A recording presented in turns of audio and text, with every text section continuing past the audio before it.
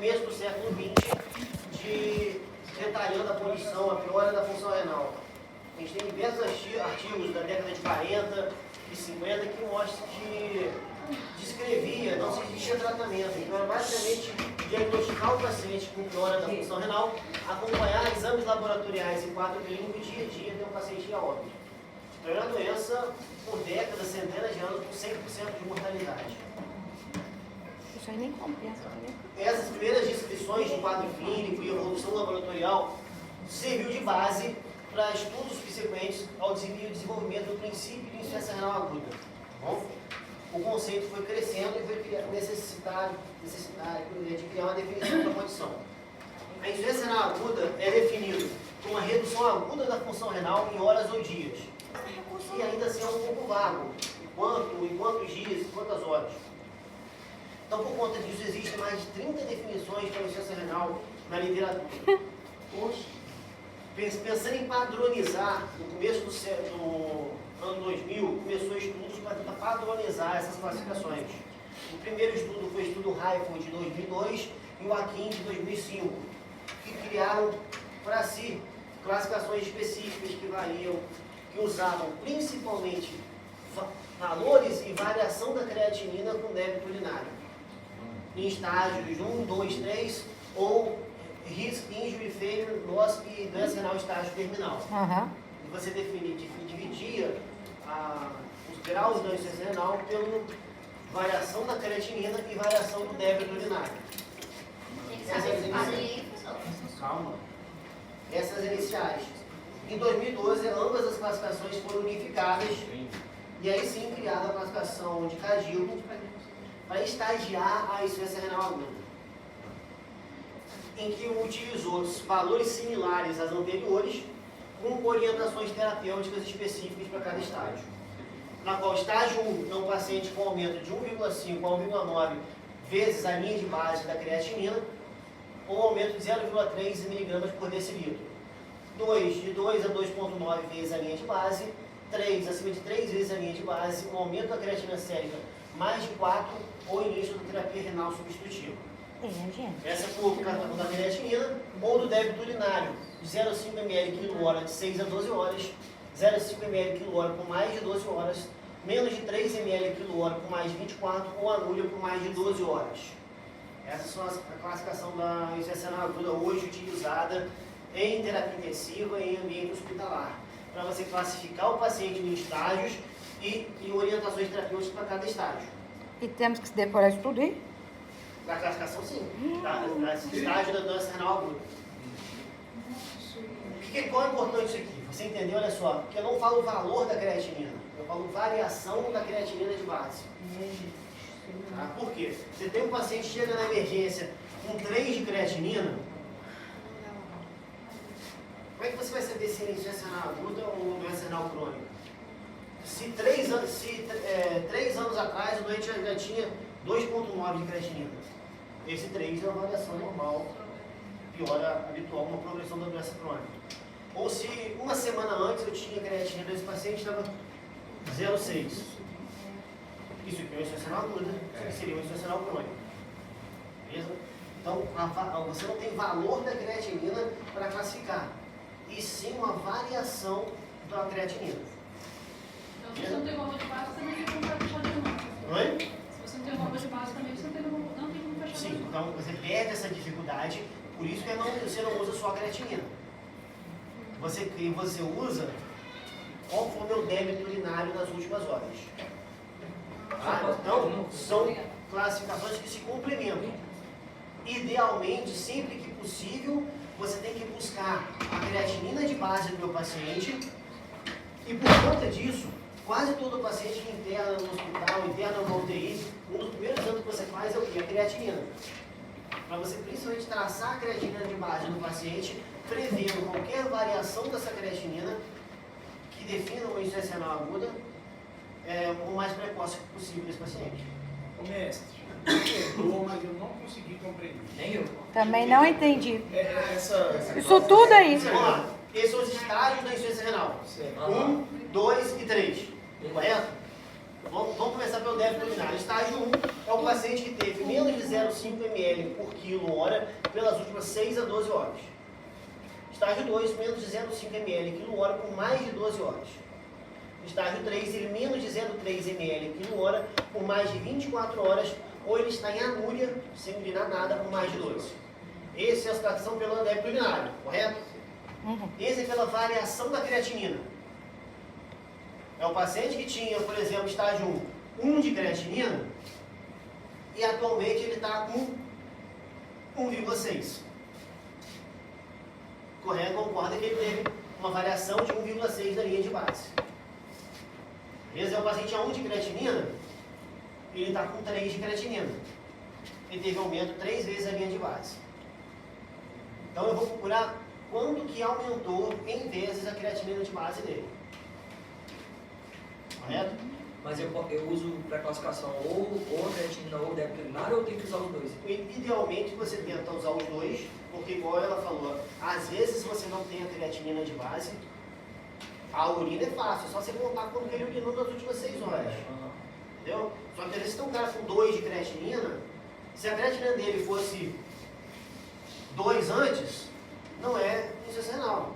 Se era 1, estágio 2. Você entendeu? Então a creatinina, idealmente você usa os dois, tá bom? Mas pode ter situações que você não tenha creatinina de base no paciente. Se você não tiver, você vai usar exclusivamente o débito urinário. E se você tiver os dois e derem valores conflitantes, Uso maior. o que for pior. Tá. Beleza? Entendeu isso aí? Acho que sim. Oi? O que você não entendeu? Isso é só classificação, que você calcula os valores e estadia o paciente. Professor, você falou que a creatinina do paciente era 1 e uma semana depois subiu. Não, tem exemplos, eu pus só exemplos. Então, só que o que eu não entendi desse exemplo é que como você sabe a creatinina dele no início? Ele internou quando ele entrou? O cara internou no hospital, Aí eu fez, pedi o exame de depois creatinina fez e deu 1. um. Aí esse cara, com o 10º dia de internação, ele tem uma piora e vai para a UTI. Entendeu? Por isso você ter a creatinina de base é importante. Por isso você tem um cara na emergência que chegou com 2 de creatinina, se ele já acompanhava a cardiologia no nefro e já tinha 2 de creatinina, é um paciente. Entendeu? Se ele já tinha, semana passada o cara fez o exame e tinha 0,8 de creatinina, hoje ele está com 2, entendeu? Tem uma diferença que você entendeu o paciente. Então, quando possível, você tenta sempre ter uma creatinina de base. Tenta procurar pela creatinina de base. Beleza? E como orientações terapêuticas, paciente com alto risco, diminuir agentes nefrotóxicos, garantir status de volume, considerar monitoramento hemodinâmico, evitar hiperglicemia. Então são as orientações clínicas que só para vocês for diferenciar o cruzamento do estágio com as orientações clínicas pelo estágio. Beleza? Tudo em inglês. As orientações terapêuticas não precisa decorar, porque eu vou ensinar cada uma delas no local correto durante a aula, mas os estágios é importante você entender. Isso é feito com uma frequência muito grande. Praticamente quase todo doente intra-hospitalar, se procurar evolução de um paciente no UTI, você vai ver lá, Cagigo, estágio 2, na admissão do paciente, para você entender o ideal de insuficiência renal desse paciente. Cagigo? Cagigo da classificação, agora que essa aqui era a Kim, Raifon e virou agora Cadigo, porque é o guideline mais recente, como eu mostrei para você na primeira aula, que é utilizado. Disease Improving Global Outcome, melhorando os desfechos das doenças renais, que significa sigla. É hoje o guideline, o principal guideline de nefrologia que a gente tem. Ele unificou diversas classificações, diversos tratamentos, diversas orientações diagnósticas das doenças renais. Não dá certo, se não der certo, a gente não faz nada. Mas qual o problema da creatinina que a gente tem? É um marcador, eu falei com vocês, é um marcador tardio. Ela só vai ter aumento da creatinina quando a gente tem uma significativa diminuição da taxa de filtração glomerular. E na insuficiência renal aguda é você tentar identificar esse paciente o quanto antes possível, para você conseguir agir em cima dele. Vou mostrar o que a gente faz nesse paciente, mas tentar buscar esse paciente ou com risco aumentado ou um paciente que está tendo dano renal, antes de ele já ter uma perda significativa da filtração glomerular. Em vigência disso, em que você tem marcadores já tardios da função renal, que vai observar somente a morte celular e posterior decréscimo da filtração glomerular, que é a ureia e creatinina, tem se buscado nos últimos anos marcadores mais precoces, que vão tentar identificar dano tecidual no momento em que está ocorrendo, para eu conseguir agir o mais cedo possível. Então, diversos biomarcadores já foram tentados, N-gal, cistatina, KIM, microalbuminúria na insuficiência renal aguda, sem nenhum ter um valor melhor ainda, se destacar uma relevância para ser utilizado no dia a dia. Não cai não, Jean. Fica preocupada que não cai não. Alguns grandes centros têm feito uma coisa chamada de nefrocheck, que é um aparelhinho que vai dosar não um desses marcadores, mas um conjunto de biomarcadores para tentar predizer a evolução nutricional desses pacientes. É utilizado em alguns grandes centros, em algumas grandes unidades de terapia intensiva, mas é caro e não é difundido isso com tanta no Brasil ainda. Não é? Não, nefrocheck, de cheque. Nefrocheck. É uma testezinha que você coloca uma gotinha de sangue aqui e tenta identificar curva de biomarcadores para tentar predizer uma lesão renal naquele paciente. Tipo assim, ele vai conseguir captar as coisas quando está no começo. É uma maneira de se tentar identificar um pouco mais precoce a insuficiência renal do paciente antes de ter aumento da creatinina, antes de ter variação do débito urinário. Eu botei só para citar para vocês, isso é uma tentativa de algo que está tentando ser feito. Tá bom? E apesar de a gente usar a classificação do cardíaco no dia a dia em terapia intensiva, existem classificações clínicas que ajudam bastante na nossa conduta sindrômica do paciente, que envolve parte fisiopatológica e etiológica, dividindo a insuficiência renal aguda em três fases: a pré-renal, a renal intrínseca e a pós-renal. Elas são descritas isoladamente, tá? E de forma didática a gente aprende elas separadamente. Na prática, a gente às vezes vê uma sobreposição dessas classificações de insuficiência renal aguda. Tá? Mas para a didática, aprender elas separadamente ajuda bastante em compreender. A pré-renal, que o próprio nome diz, é a redução do fluxo renal plasmático e, consequentemente, o fluxo de filtração glomerular. Ou seja, envolve situações antes do rim. Pré-renal antes do rim, ou seja, envolve a perfusão renal. Seja por hipotensão, alterações da pressão, ou seja por hipovolemia, sangramentos, diarreias, queimaduras, desidratação. Ou seja, algo que fez o meu fluxo renal diminuir e, consequentemente, a minha perfusão renal diminuir, consequentemente, a filtração glomerular. Não é obrigatório o paciente apresentar diminuição do débito urinário nas fases iniciais e, geralmente, ao contrário de outras populações, os idosos tendem a uma recuperação mais lenta, mesmo após a correção do evento. É um paciente que está com insuficiência renal, o paciente jovem faz uma diarreia, faz um sangramento, piora a creatinina, você hidrata, você transfunde, a creatina melhora. O idoso, muitas vezes, isso demora bastante para ocorrer. Tá? Então, a gente não ficar preocupado, esperar que você vai ter uma melhora da ureia creatina muito rápida no idoso. Horas, às vezes dias. E toda insuficiência renal pré-renal sustentada pode evoluir para a insuficiência renal intrínseca. Intrínseca é de lesão de estruturas renais propriamente ditas. Por quê? Se eu estou falando de hipoperfusão, se essa hipóxia, essa perfusão for sustentada, eu vou ter lesão isquêmica renal, correto? Então toda lesão pré-renal tende a evoluir para lesão intrínseca. Correto? Por quê? Você vai ter vascularização renal irregular, principalmente em regiões tubulares, a minha vascularização renal tende a ser menor. Então, você diminuir a perfusão, você pode ter áreas de isquemia renal, principalmente em regiões tubulares. Além disso, essa urina, quando presente, ela se traduz por uma urina mais concentrada. mais concentrada, porque o doente está com hipoperfusão. A minha ideia é o quê? Reter mais líquido.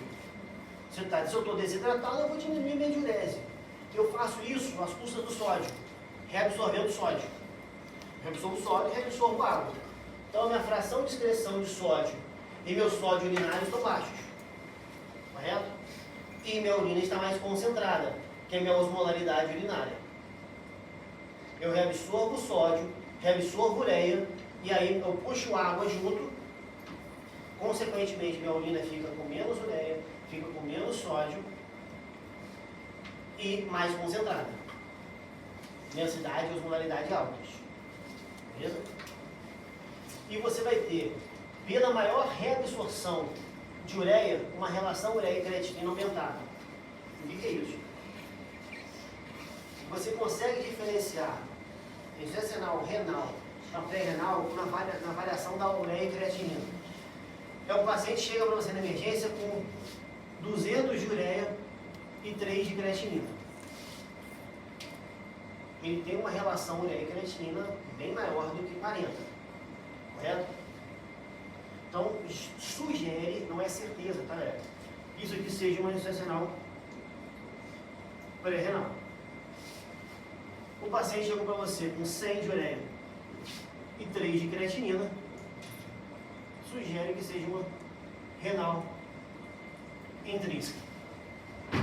Então, a diferença da relação ureia e creatinina, que não pode ser enfrentada com certeza absoluta, é um norte, muitas das vezes, para você te orientar no tratamento desse paciente. É um norte para o tratamento do paciente. Por exemplo, um paciente que é pré-renal, o tratamento principal é o quê? Melhorar a perfusão, hidratar esse paciente. O renal intrínseco, muitas vezes não. Tratar a causa base desse paciente. Beleza? Então, você tem um paciente de emergência, será que ele está desidratado? Eu não vou hidratar ele? Isso aqui já alinha. Entre os outros critérios do sedimento urinário. Mas essa diferença aí, professor, a ureia aumentada, você está levando em consideração uma hipoperfusão, comparadamente ela diminuída... Não, vamos lá. Entendi. Insuficiência renal vai ter aumento da ureia e creatinina. Certo. Eu não vou ter filtração. Quando a insuficiência renal é pré-renal, além de aumentar a ureia e creatinina, eu ainda vou ter uma reabsorção tubular de ureia para concentrar a urina. Correto? Então tem dois motivos para subir a ureia.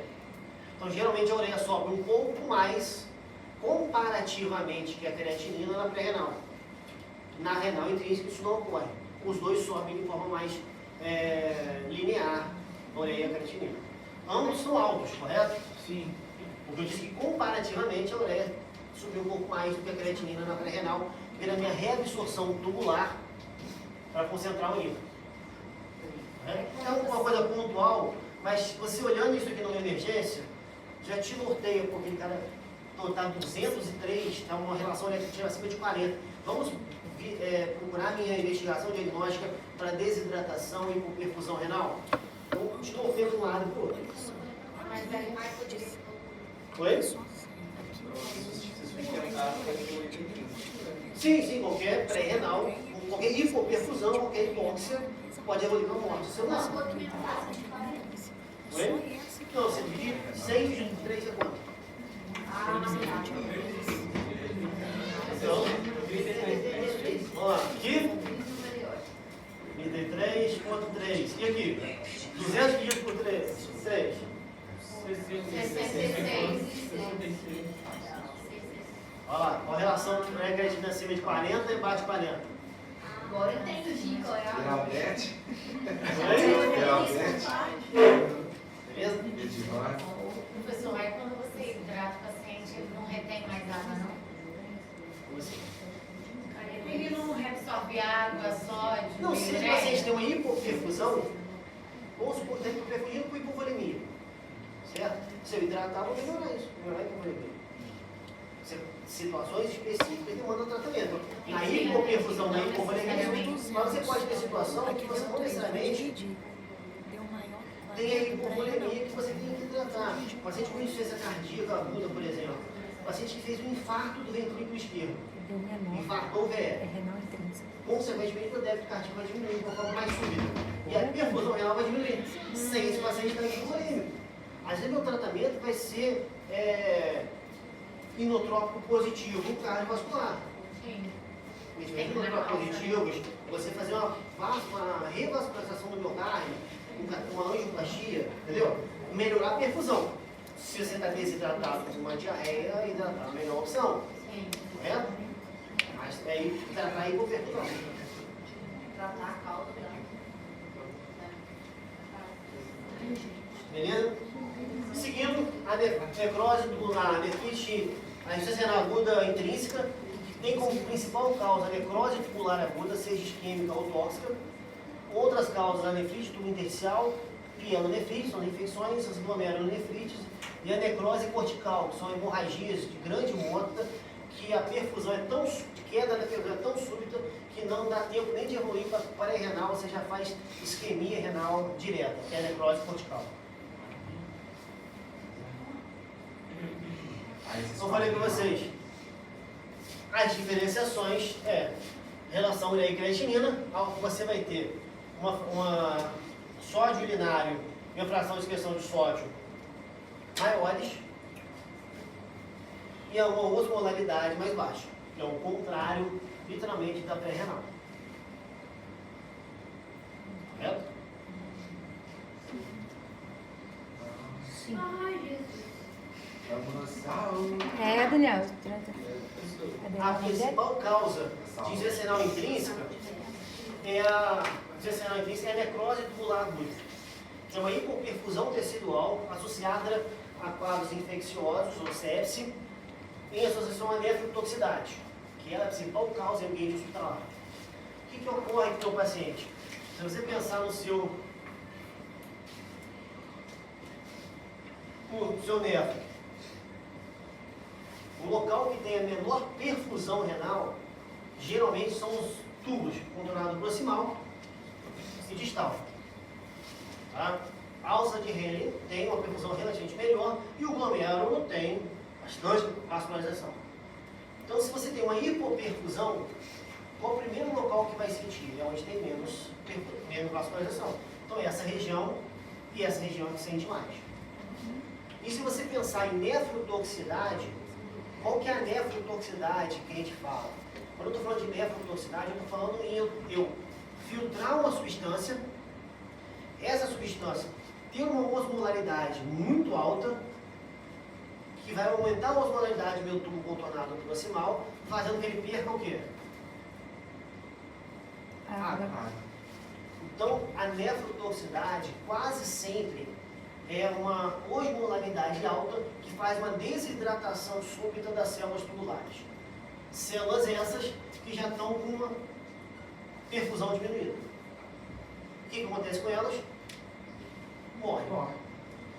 Por isso a gente tem necrose, que é a morte tubular aguda. Essas células morrem e se desprendem do meu epitélio e são eliminadas na urina. Alguém teve a oportunidade de entrar ou numa UTI ou numa enfermaria e ver um coletor de urina de um paciente? Qual a cor da urina que vocês viram? Amarela. Clara, amarela ou mais escura? Mais escuro. Mais escura. Por que essa escura? Amarronzada, com sedimentos. Mais concentrado. Não, essa escura, amarronzado, esses sedimentos são células do epitélio tubular. Não, tá marrom. Mas quando ela tá mais. Quando tá laranja forte. Quando está concentrada, ela fica amarela. A concentração vai demandar só ficar mais amarela. Quando ela está amarronzada, com presença de sedimentos, com presença de grumos de sedimentos, não é pus, muitas das vezes. Aquilo são células do epitélio tubular. Tá? São cilindros granulosos, células do epitélio granular renal. O que acontece? Se isso acontecer de uma forma muito rápida, essas células podem se agrupar. E o que acontece com a urina do paciente? Ele interrompe a diurese. Então, aquele paciente está evoluindo para insuficiência renal, as células piorando a função renal, a urina mais escura, marronzada, ele está fazendo uma necrose tubular aguda. Quando ele para de urinar, ele tem uma obstrução tubular dessas células descamadas. Beleza? Então essa é a principal causa. Como é que eu trato isso aqui?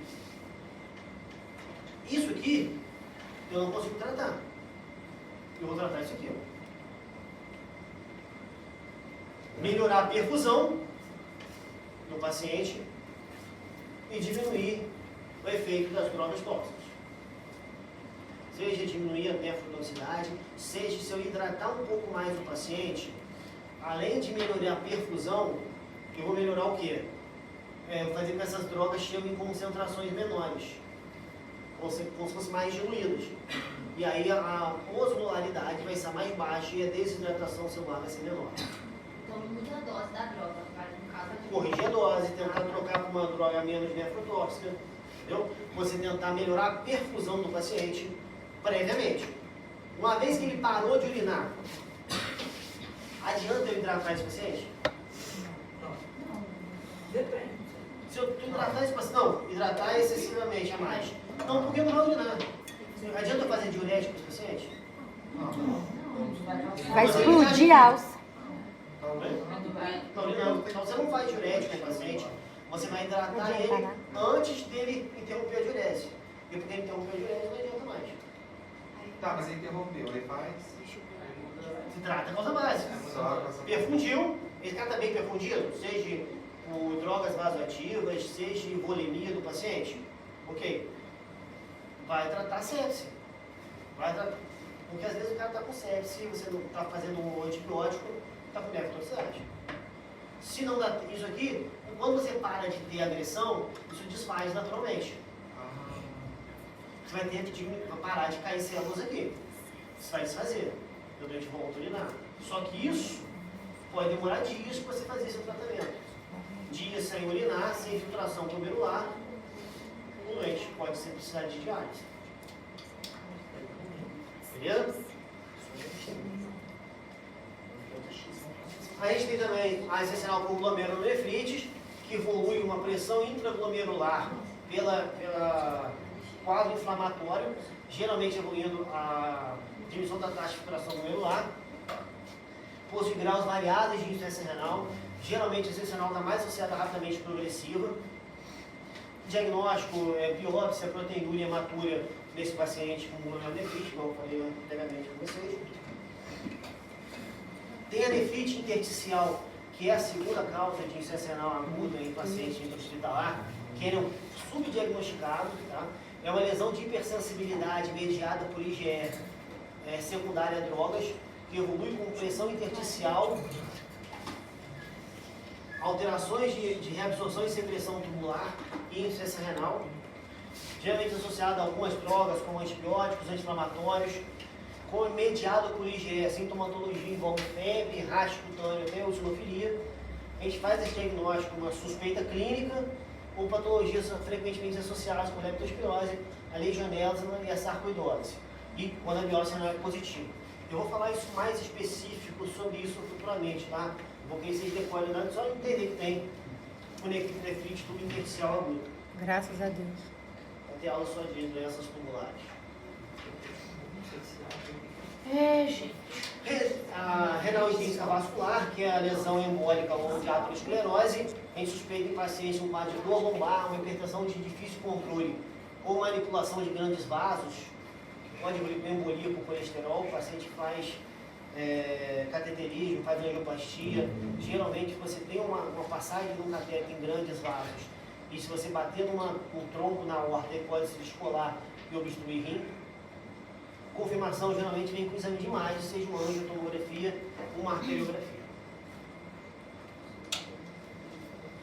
E por último, a insuficiência renal pós-renal, como o próprio nome diz, após o rim. Secundária a obstruções intra ou extra-renal, seja por cálculos, traumas, coágulos, tumores ou até mesmo a fibrose retroperitoneal comprimindo estruturas urinárias. Para produzir lesão renal significativa, a obstrução do nível de ureter requer envolvimento de ambos os ureteres, a menos que o paciente tenha apenas um rim funcional.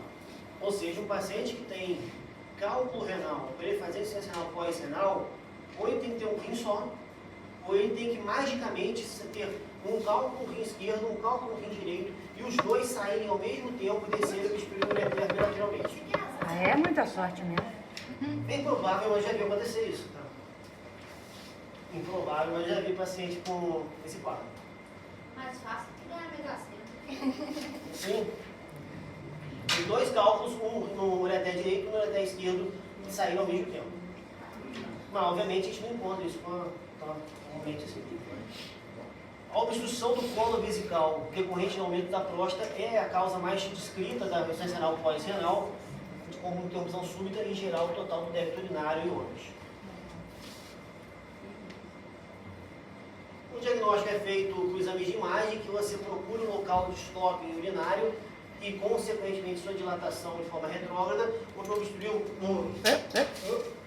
na região entre ureter e bexiga, você vai ter uma dilatação do seu ureter a montante até a pelve renal, uma dilatação de pelve renal, uma hidronefrose.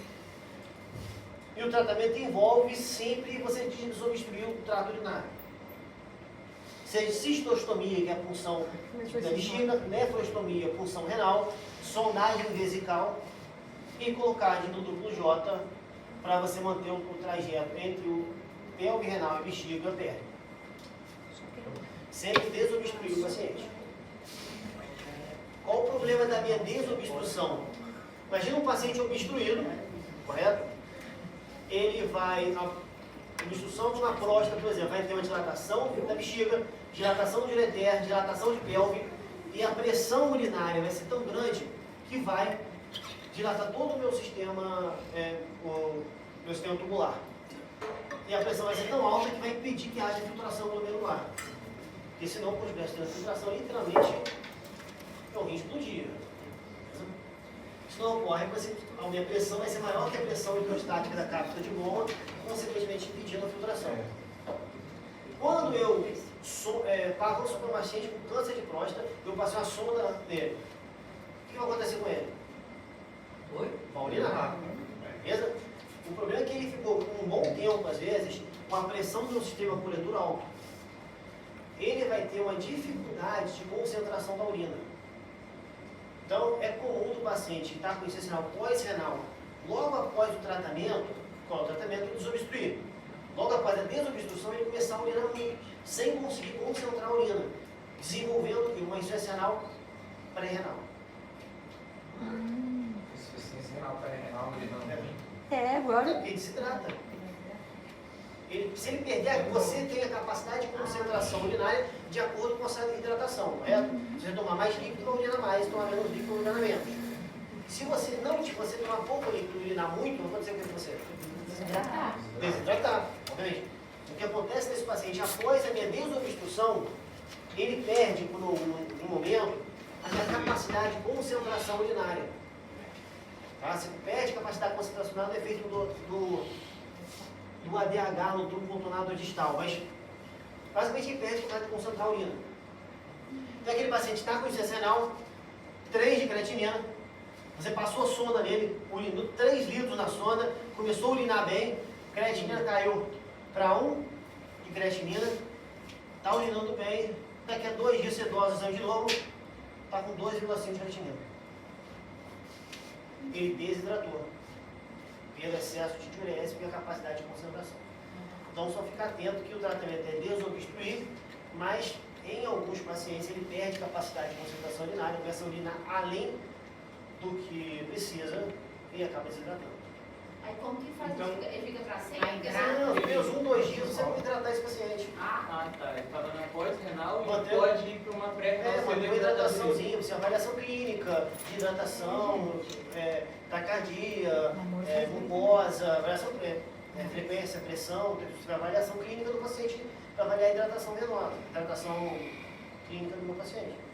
E aí você vai hidratar de maneira que corresponda a isso. Dura 24 a 48 horas. Não é nada de sustentável, não. Por conta tipo, dessa pressão no tubo, aí tipo, o organismo dá tipo uma A pressão muito alta atrapalha, quando você resolve, você tem um atraso na correção do ADH no tubo contornado distal. E esse cavalo perde que o ADH é um dos principais mecanismos de concentração urinária. Certo? E aí, se você não tiver muito efeito do ADH, sua diurese vai ser aumentada, consequentemente você desidratando. Similar ao que ocorre na secreção inapropriada do ADH ou com diabetes insípidos. Professor, o paciente que ele está com retenção urinária, 2 litros, 3 litros, e aí quando faz a sonda, existe alguma explicação fisiológica no sentido de quando você drença a urina toda de uma vez só, o paciente fazer uma matura, às vezes no quadro da drenagem direta ou normal? Geralmente a trauma relacionado à sua passagem, que é o infinitamente mais comum. Imagina só, se ele está obstruído, a próstata está enorme. E você vai ter dificuldade de passar aquela sonda ali. Então a chance de você lesionar a mucosa de uretra é grande. Mais da colocação de trauma. Intensamente mais comum seja lesão de uretra. Beleza? Então o que a gente faz nesse paciente que a gente identifica a insuficiência renal? Existem situações clínicas que é previsível a possibilidade de lesão renal, como o uso de droga nefrotóxica, cirurgias de grandes portes, quadros sistêmicos infecciosos graves e grande liberação de pigmentos. São situações em que eu já sei que esse paciente tem um grande potencial de lesão renal. O que eu faço nessas situações? Eu tento prevenir, ou pelo menos amenizar a gravidade da insuficiência renal. Estabelecer o nível base da função renal pela dosagem da creatinina sérica. Na maioria dos pacientes internados nessas condições, otimizar a condição clínica do paciente, como pressão e volemia, para melhorar a perfusão, e aí minimizar as lesões renais. Evitar, quando possível, o uso de drogas nefrotóxicas. Em caso de liberação grande de pigmentos, como mioglobinúria ou hemoglobinúria, talvez hidratar um pouco mais o paciente pode prevenir a lesão renal.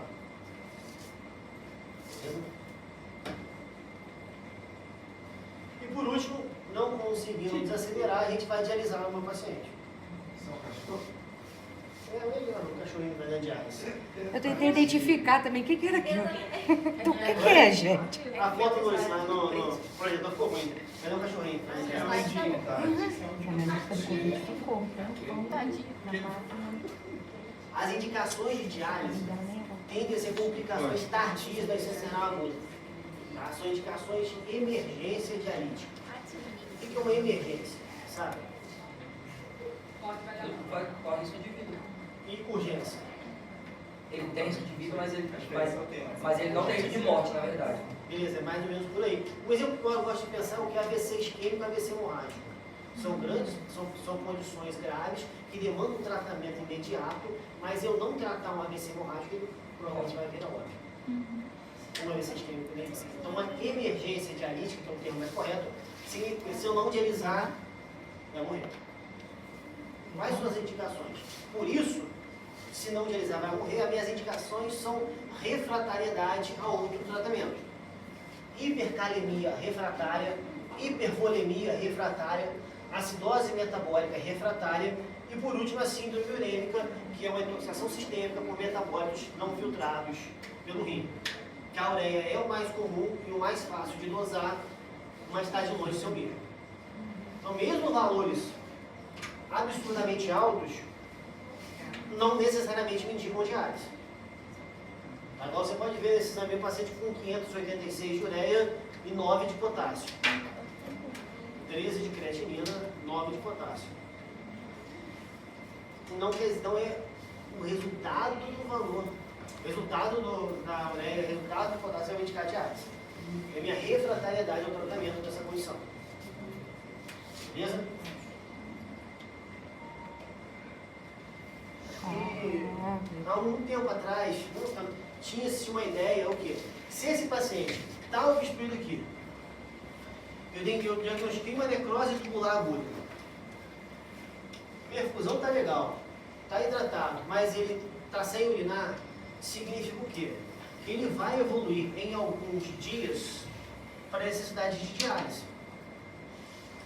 Tá? Eu não vou conseguir tratar a sepse, tratar a perfusão renal, descontinuar uma droga nefrotóxica, que muitas das vezes é o que vai salvar a sepse do paciente em um curto período de tempo. Então, às vezes, você observava aquele paciente, você tinha certeza que ele ia começar a fazer diálise. Mas ele ainda não apresentava nenhuma refratariedade desses metabólitos. Nenhuma indicação clássica. Então, criou-se um conceito de diálise precoce. Pegar esse perfil de paciente e dialisar, já que ele já vai começar a fazer diálise mesmo. Antes de se ter critérios de gravidade, critérios de emergência, chegar quase ao óbito. Isso era muito discutido em níveis de terapia intensiva. Tá? Hoje em dia menos, porque começou a se fazer estudos comparando. Esse é um dos estudos que eu coloquei só para vocês entenderem. Pegou 2 grupos, um a gente começou a fazer diálise no paciente quando atingiu 150 de ureia, e outro quando ele tinha mais de 150 de ureia, porém com uma avaliação clínica do especialista. Ou seja, de forma mais tabelada, e outro acima do 150, com avaliação do nefrologista. E o risco cumulativo de morte do paciente que começou a diálise mais cedo foi maior. Então essa ideia de fazer a diálise precoce, que tinha-se como pensamento, já vai começar a diálise, vou fazer a diálise antes que ele tenha uma emergência, caiu por terra. Então, postergar a diálise ao máximo, até se tornar refratário, tem menor risco cumulativo de morte. Então, não dialisar sem necessidade. Dialisar só quando não tiver nenhuma outra alternativa. Que muitas das vezes cria grande ansiedade na terapia intensiva, no ambiente hospitalar. Você vê o cara piorando, quase morrendo, quer dialisar. Mas não, nunca digo.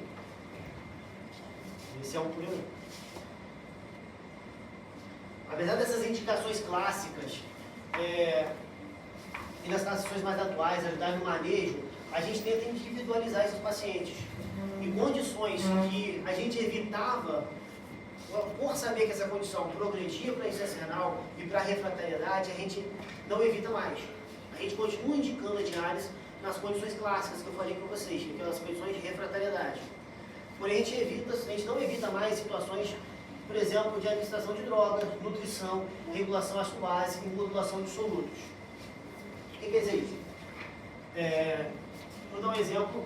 A polimixina B, muitas das vezes, precisa de uma diluição para poder ser aplicada no paciente muito grande.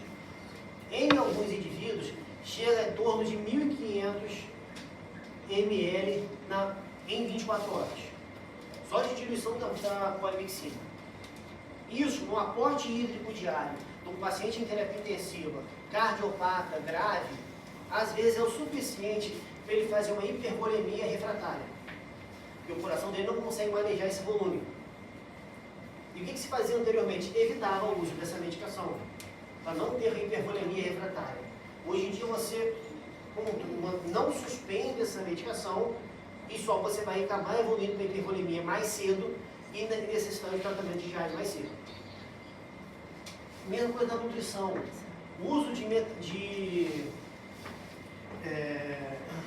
dietas com alto aporte calórico e proteico acelera o início da diálise, principalmente dos metabólitos proteicos, como ureia, que vão ter sintomatologia e iniciar o tratamento de diálise mais cedo.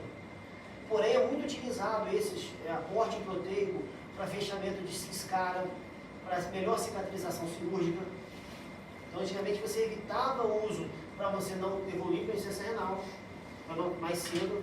Hoje em dia você utiliza controlando com a diálise. Então, tem que ser aceitado dialisar mais cedo os pacientes. E quais são os métodos que a gente tem de diálise hoje?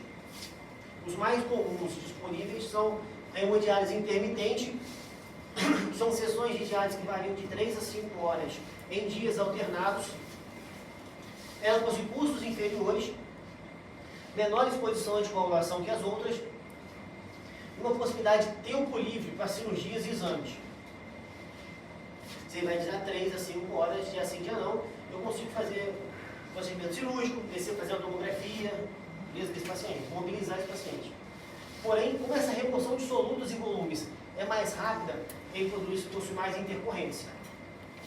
Eu retirar 3 litros no paciente em 4 horas, ou retirar 3 litros em 24 horas, qual você acha que vai ter maiores intercorrências da hemodinâmica do meu paciente? Lógico, quanto mais rápido eu tirar, mais agressivo isso vai ser para o meu sistema cardiovascular, que muitas das vezes é um paciente com drogas vasoativas, é um cardiopata ou um pós-operatório, que essas intercorrências hemodinâmicas são piores. Por isso a gente tem a hemodiálise contínua. O doente fica dialisando 24 horas por dia. Minha mãe ficou nessa aí. Tá? Dialisando 24 horas contínuas. E os kits que a gente tem hoje variam de diálise de até 92 horas. 56, 92. Minha mãe ficou nessa aí, né? Quando ela teve Covid. Possui melhor estabilidade hemodinâmica, melhor controle de volume e uma remoção contínua de solutos e toxinas. Porém, o paciente fica imóvel no leito, não consegue fazer cirurgia, tomografia, possui um custo mais elevado, ele está mais sujeito à anticoagulação, porque toda a circulação extracorpórea, o doente tem que estar anticoagulado, se ele ficar anticoagulado por mais tempo, aumenta o risco de sangramento, e mais associado à hipotermia, porque você fica mais tempo de circulação extracorpórea. E o meio termo, que é uma hemodiálise estendida de baixa eficiência, que é o SLED, que esse é o nome ruim, o nome correto é o chamado de hemodiálise prolongada, que é uma diálise que varia de 8 a 10 horas, podendo fazer desde dias alternados ou diária, que é uma alternativa para pacientes instáveis, perante remoção de fluidos solutos, sem a disponibilidade de hemodiálise contínua, ou com necessidade de manejo do paciente para exames e cirurgias. É meio que um meio termo. Eu faço diálise 8, 10 horas todo dia, ou seja, eu não faço 24 horas, eu consigo ter uma janela de tempo para poder manipular esse paciente, para fazer a cirurgia, para fazer a tomografia, ou eu não tenho a possibilidade de fazer uma diálise contínua. Olha, Não tem nada inovador, não, professor? Tipo assim, algo que não chegou a nível concentrado. Brasil. Para otimizar isso daí, eu Eu ia tenho falar que que otimizar. Todas as inovações Tá têm em vendo? cima da hemodiálise contínua, que aí é uma coisa um pouco mais além, que não é hemodiálise, é a hemodiafiltração venosa contínua. E é uma aula um pouquinho mais além, tá? No basicão, essa aqui, mais difundido, que não era comum antigamente, hoje está mais difundido a contínua. A nossa região tem locais que fazem, a gente, na Itaperuna a gente está começando a fazer diálise contínua, Muriaé já faz, o Moisés ainda está somente com a diálise intermitente. Professor, a intermitente é quanto tempo? O senhor tinha falado? Varia de 3 a 5 horas em dias alternados. ah, tomou Vevance hoje. Oi? Professor, diálise peritoneal é só uma explicação crônica? Ou não necessariamente? A diálise peritoneal, eu ia falar até sobre isso, usada inicialmente só na doença crônica, porque você tem na diálise peritoneal uma remoção irregular de solutos, ou mais lenta, tá? Da maneira que ela é feita. Ou seja, a médio e longo prazo ela é idêntica à hemodiálise. A curto prazo, ela parecia ser pior, e sempre foi pior, tá bom? Do que a hemodiálise. E o que você queria em terapia intensiva é o curto prazo. Vai aquele paciente agora, não é daqui a 3, 4 semanas, que é o que o crônico pode ter. Tá bom? Tem seus benefícios, que eu vou falar para vocês futuramente. Porém, a gente tem um grupo de São Paulo, que é o único lugar, foi o primeiro lugar no mundo que começou a fazer diálise peritoneal para paciente agudo.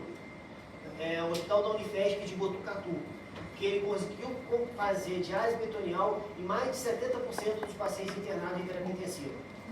E não a diálise peritoneal convencional, mas técnicas um pouco diferentes de diálise peritoneal, que foi criado por eles, em que conseguiu mostrar curva de remoção de solutos, potássio, ureia, reposição de bicarbonato, similares entre hemodiálise e diálise peritoneal. Então, é uma opção, é pouco feita, se eu não me engano, a Unifesp de Botucatu é o único lugar que faz isso de rotina no mundo inteiro. Tem locais pontuais que pode ser que façam, mas como rotina só ali em São Paulo mesmo. É mais pro crônico, então. Mais pro crônico. Uma vez você identificado o método, vai confeccionar um acesso para diálise, que é um catéter de duplo lumen, no qual você vai ter Ah, já vi. o sangue entrando e saindo da veia do meu paciente.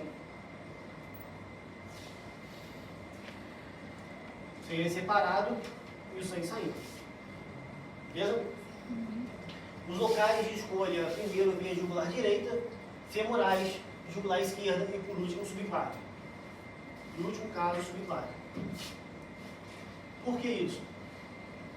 De infecção? Não. Não. A gente tem. Vamos lá. Então, o local que tem mais infecção são as femorais. Então. Isso que eu achei. Acho que a pergunta era essa.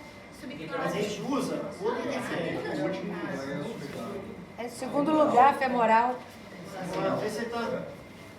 coração, veia cava, veia subclávia direita, veia jugular interna direita, veia jugular interna esquerda, veia subclávia esquerda. Posso me entender? Aham. Quando eu implanto um catéter na jugular, ele fica reto. Certo? Quando eu coloco nas minhas femorais, ele fica reto. Certo? Na jugular esquerda, vai fazer uma curvatura. Que muitas das vezes ele ancora na parede da cava e você não tem pressão para poder puxar o sangue suficiente.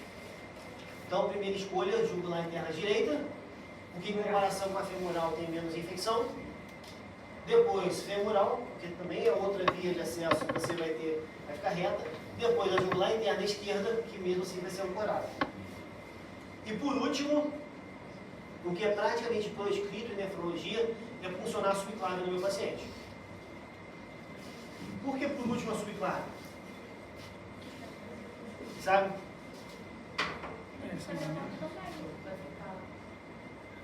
Vamos ver se eu desenhei clavícula. Ah, porque é difícil compressão. A minha veia axilar vira veia subclávia ao passar por baixo do arco da clavícula, correto? Externo. Beleza? E aonde que funciona a subclávia? Aqui. Aqui que funciona ela. Nessa região ela sofre uma estenose natural ao passar por baixo do osso. Isso no indivíduo normal não causa problema nenhum. Correto? Porém, ao eu funcionar uma veia, passar um catéter aqui, quando eu retiro esse catéter, aonde passou a minha veia, fica uma região mais fibrosada da parede venosa. Essa veia perde parte da sua capacidade de dilatação. O que, novamente, no indivíduo normal, isso não dá problema nenhum. Agora, um paciente com insuficiência renal, muitas das vezes ele pode vir de insuficiência renal aguda para doença renal crônica. Na insuficiência renal crônica, o tratamento é feito através de uma fístula arteriovenosa, que é uma ligação entre uma artéria e uma veia, para fazer que essa veia dilate em toda a sua extensão e consiga comportar um volume de sangue. É aquele aparelhinho que fica tremendo? Oi? É um aparelhinho que implanta? Não, não é aparelhinho não, é só, aquilo ali é um frêmetro dentro da veia. É só ligar uma artéria numa veia. O que é uma fístula? Já nunca ouviu falar de fístula, não? Sim. A minha vizinha Uma fístula arteriovenosa. Você tem uma artéria, você liga uma veia nela, a artéria tem alta pressão, começa a passar fluxo, desviar parte do seu fluxo para dentro da veia. A veia começa a receber fluxo de alta pressão e com o passar dos dias, essa minha veia aumenta de tamanho. O que você sente aparelhinho é isso aqui, o turbilhonamento de sangue, sangue venoso lento, turbilhonando com sangue arterial rápido de alta pressão. Você sente o turbilhonar igual um encontro de dois rios, aquele turbilhonamento que ocorre. Isso que você sente na mão, que você escuta ali. Então você dilata a minha veia em toda a minha extensão para poder funcionar aquela veia para fazer o tratamento de diálise. No doente crônico. Bom? Só que dilata em toda a minha extensão. Se ele tiver tido um catéter na veia subclávia, a subclávia não vai dilatar. Então, funcionar uma veia subclávia para diálise significa nunca mais conseguir fazer fístula naquele lado. Funcionei a subclávia direita para ele, ele não consegue mais fazer fístula no braço direito. Então, se é um paciente que está evoluindo com doença renal crônica, ou uma doença renal aguda sustentável que pode evoluir para crônico, você praticamente impede que ele tenha fístula naquele braço, salvou ele um momento, mas depois vai morrer porque não consegue realizar. Então fica assim o catéterzinho do nosso paciente. O catéter de diálise em via jugular interna direita, que varia de 15 a 16 centímetros. Posicionado na jugular direita, vai até o comecinho da cava superior. Beleza? Igual eu falei, que ela perguntou qual indicar. Geralmente a hemodiálise é sempre a primeira escolha, já tendo centros que fazem a diálise peritoneal. E por último, quando parar a diálise? Apesar de muitos pacientes com insuficiência renal aguda recuperarem função renal, ou seja, melhorarem da insuficiência renal, o suficiente para se tornar independente da terapia renal substitutiva, a descontinuação da diálise ela é pouco elucidada. Por quê? Como é que você indicou a diálise? Foi com aumento da função renal, ureia, creatinina, potássio, correto? Porém, se o doente está dialisando, creatinina vai estar baixo, ureia vai estar baixo, diurese vai estar baixo porque o doente está retirando o líquido na máquina. Então, quando você que está melhorando? Então, a descontinuação é gradual, lenta. Geralmente, pacientes que você observa a melhora do quadro clínico, é um paciente com sepse, melhorou da sepse, com choque, está melhorando a hemodinâmica, você vai diminuindo a frequência o tipo da diálise. É um paciente que está em diálise contínua, você melhorou da sepse, você quer saber se ele melhorou, está recuperando a função renal, você passa para a hemodiálise intermitente, dia sim, dia não. E aí, se você observar a diurese aumentar, é uma ideia. O paciente está dando diálise 3 vezes na semana, você passa para 2 vezes na semana. Se ele ainda não tiver recuperado a função renal, a creatinina vai subir. Se a creatinina mantiver, significa que ele está mantendo a função renal. Vai diminuindo a diálise para ver se o doente vai ter aumento da diurese e manter a função renal normal. Então isso é uma avaliação clínica mesmo. Terapia, o que é terapia, não sei o que, substitutiva? Renal. O correto é terapia renal substitutiva. Renal substitutiva, a gente tem diálise, transplante e diálise peritoneal.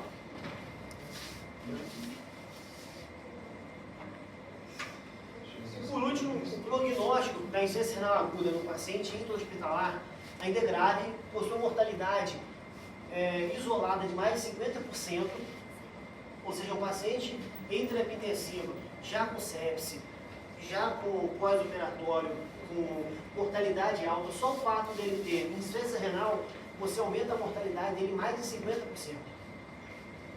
Tá?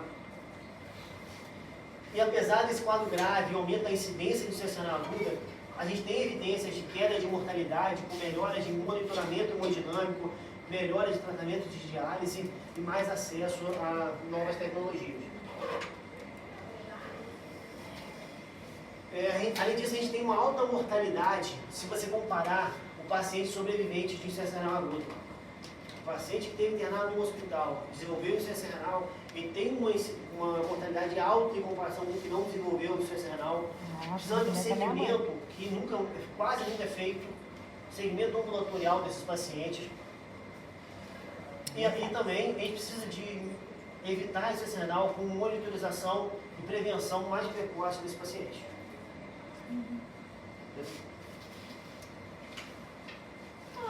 E aquele bisuzinho de... uma revisãozinha para Vai falar prova. agora, gente. Professor, nesse caso, o paciente tem mais chance de voltar a ter ela aguda ou ele vai depois desenvolver? Não tem uma descrição do que tem aqui. Rafael. Estudos mostraram que o paciente que internou e teve insuficiência renal e o paciente que internou e não teve insuficiência renal, o que teve insuficiência renal tem uma maior mortalidade a médio e longo prazo, mesmo tendo recuperado a função. Pessoal, ajuda